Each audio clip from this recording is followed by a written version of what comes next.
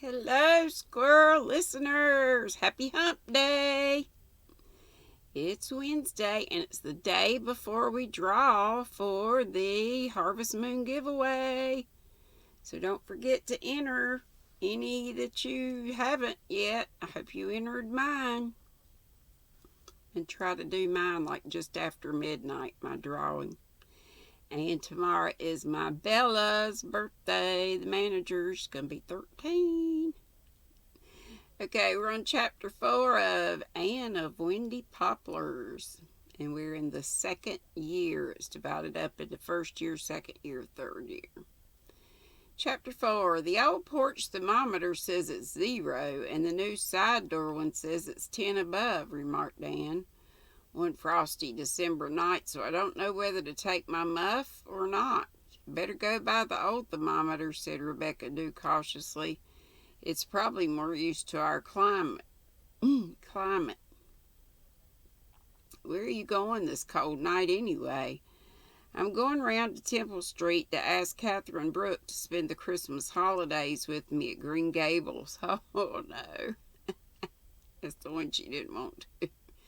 You'll spoil your holidays then, said Rebecca Dew solemnly. She'd go about snubbing the angels, that one. That is, if she ever condescended to enter heaven.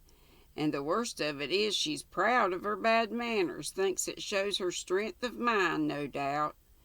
My brain agrees with every word you say, but my heart simply won't, said Anne. I feel, in spite of everything, that Catherine Brooke is only a shy, unhappy girl under her disagreeable rind. I could never make any headway with her in Summerside, but if I could get her to Green Gables, I believe it would thaw her out. You won't get her, she won't go, predicted Rebecca Dew. Probably she'll take it as an insult to be asked. Think you're offering her charity. We asked her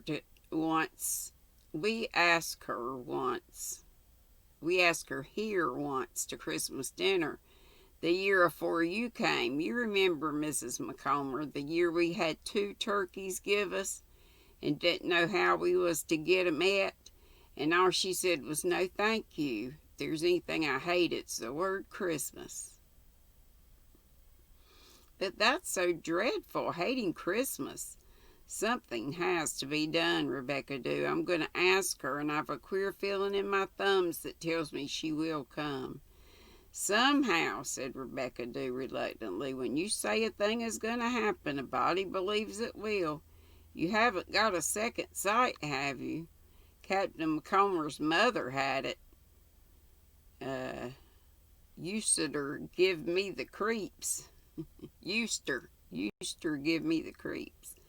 I don't think I have anything that need give you creeps. It's only just I've had a feeling for some time that Catherine Brooke is almost crazy with loneliness under her bitter side, and that my invitation will come pat to the psychological moment, Rebecca Dew.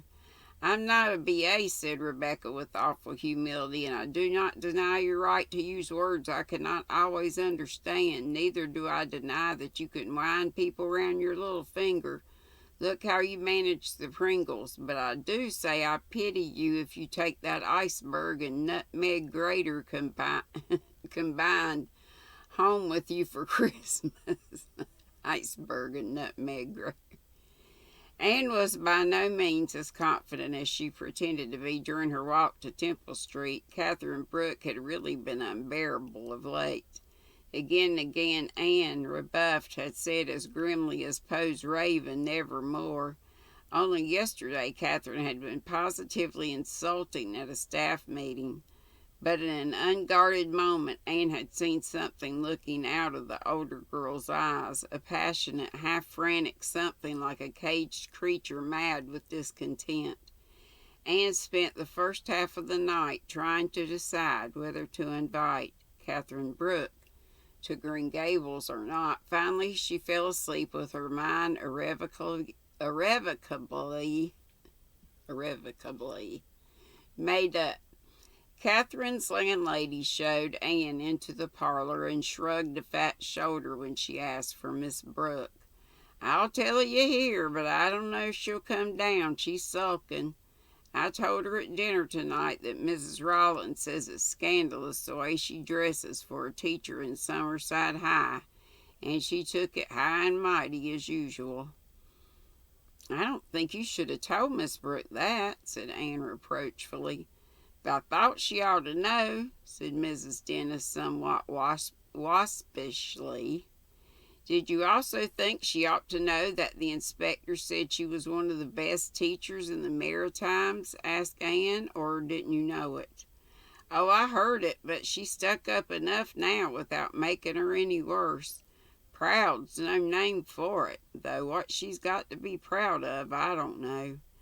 Of course she was mad anyhow tonight because I'd said she couldn't have a dog.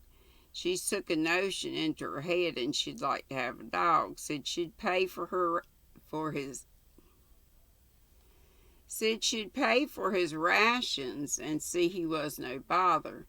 But what I'd do with them when she was in school, I put my foot down. I'm boarding no dogs, says I. Oh, Mrs. Dennis, won't you let her have a dog? He wouldn't bother you much.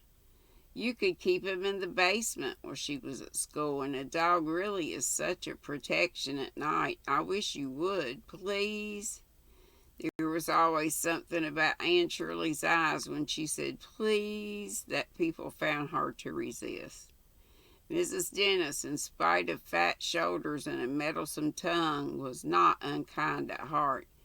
Catherine Brooke simply got under her skin at times with her ungracious ways.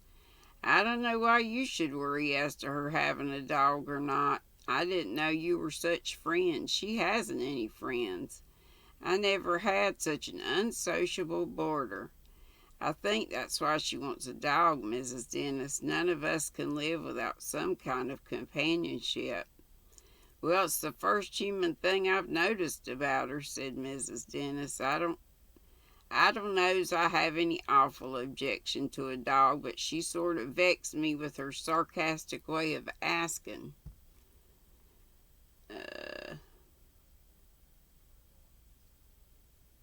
Hang on a minute. Turning pages sometimes. "I suppose you wouldn't consent if I asked you if I might have a dog, Mrs. Dennis," she says, haughty-like. Set her up with it. "You're supposing right," says I, as haughty as herself. "I don't like eating my words any more than most people, but you can tell her she can have a dog if she'll guarantee he won't misbehave in the parlor." Anne did not think the parlor could be much worse. If the dog did misbehave, she eyed the dingy lace curtains and the hideous purple roses on the carpet with a shiver. "I'm sorry for anyone who has to spend Christmas in a boarding house like this," she thought. "I don't wonder Catherine hates the word. I'd like to give this place a good airing. It smells of 1,000 meals.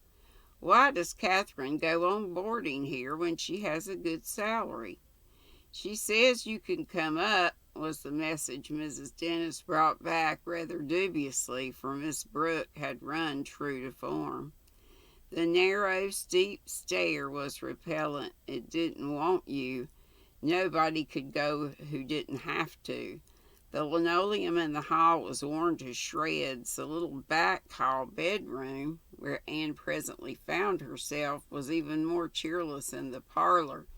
It was lighted by one glaring, unshaded gas jet. There was an iron bed with a valley in the middle of it, and a narrow, sparsely draped window looking down on a back garden where a large crop of tin cans flourished.